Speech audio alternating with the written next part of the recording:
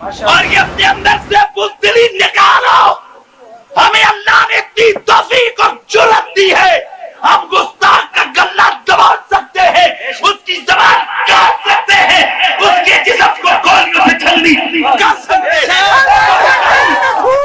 نہیں سکتا کوئی قانون ہمیں پکڑ نہیں سکتا.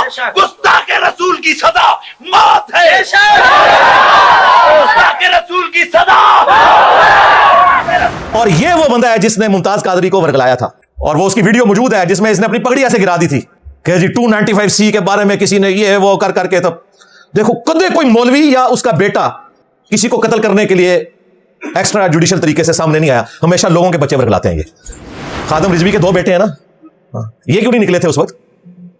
چلو ہوں نکلو, شکار اسی تو دینا بلکہ تو ایسے مسئلہ ہی نہیں جس میں چاہو شکار بنا لو.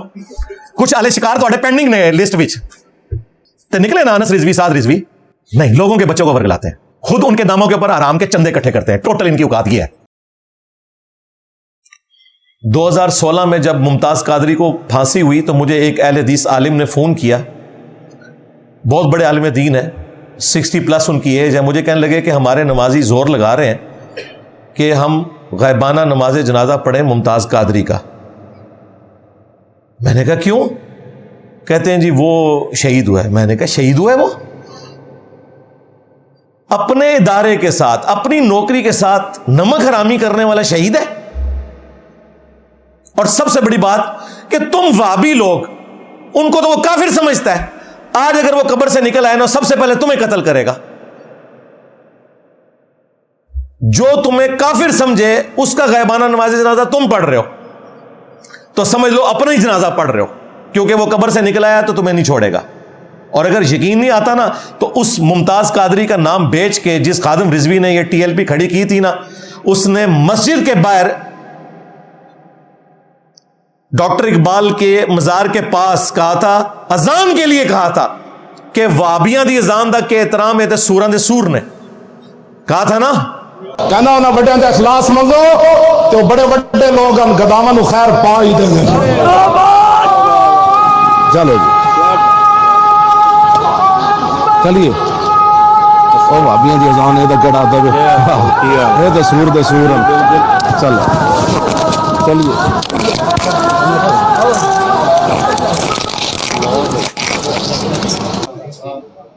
تو وابیوں تمہیں حیا بھی نہیں آتی ہو کہ تم انہی لوگوں کے جنازے پڑھتے ہو جو تمہاری اذان کا بھی احترام نہیں کرتے. حالانکہ اذان تو وابیوں کی نہیں ہے, اذان تو اللہ کے نبی علیہ السلام نے سکھائی ہے. اور خادم رضوی کا بھی کیا قصور ہے؟ یہ رضوی جس کی وجہ سے اپنے آپ کو کہتا تھا احمد بریلوی ان کا روحانی ابا, اس نے کہا ہے کہ جو یہ وہابی لوگ ہیں ان کی نہ نماز ہے نہ جماعت ہے. جب پوچھا گیا کہ ان کے پیچھے نماز پڑھ لیں, ان کا ان کی اپنی نہیں ہوتی. پوچھا گیا ان کی مسجد میں پڑھ لیں, ان کا کفار کی مساجد مثل گھر کے ہے. عام گھر میں جس طرح نماز مجبوراً ہو جاتی ہے, ان کافروں کی مسجدوں میں آپ پڑھ سکتے ہو.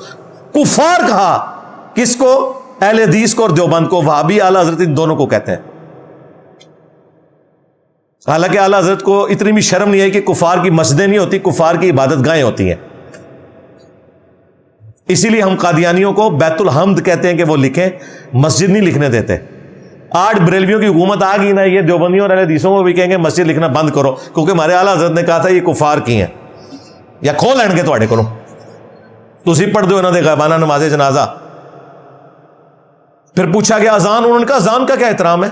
بس صرف نبی علیہ السلام کے نام پہ صلی اللہ علیہ وآلہ وسلم کہہ لیں اور اللہ کے نام پہ عز و جل, باقی ان کی اذان کا جواب بھی نہیں دینا, نہ ان کی اذان کا کوئی احترام ہے.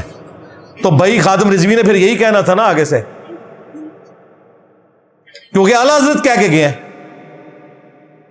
پھر جو احکام شریعت میں انہوں نے پھٹے اٹھائے ہیں ان کے, انہوں نے کہا کہ وہابی اہل حدیث ہوں, دیوبندی ہوں, شیعہ ہوں, اور قادیانی کافروں کو ان کے ساتھ ذکر کیا. نیچری ہوں, سر سید احمد خان کے نیچر میں ماننے والے لوگ, یہ 1,00,000 دفعہ بھی اللہ کا نام لیں ذبیحہ مردار ہے, البتہ یہود و نصارہ کا ذبیحہ حلال ہے. جی ہاں, یہود و نصارہ اعلیٰ حضرت کے نزدیک بہتر ہے کس سے؟ اہل حدیث سے, دیوبند سے, شیعہ سے. اور قادیانیوں کے ساتھ ان کو شامل کیا ہوا ہے. اور میں کہ کدھر جنازہ پڑھنے لگے ہو؟ اللہ کا شکر ہے پھر انہوں نے غائبانہ نماز جنازہ نہیں پڑھا، یعنی کہ اپنا نہیں پڑھا. اور مجھے اسٹیبلشمنٹ کی پالیسیز سے بنیادی اختلاف ہے ہمیشہ سے، اس زمانے سے جس زمانے میں آج جو جماعت اس وقت مظلوم ہے یہ ان کے ساتھ مل کے باقیوں پہ ظلم کر رہی تھی. میں اس زمانے میں بھی کہتا تھا کہ ان کو پولیٹیکل لینڈسکیپ سے الگ ہو جانا چاہیے.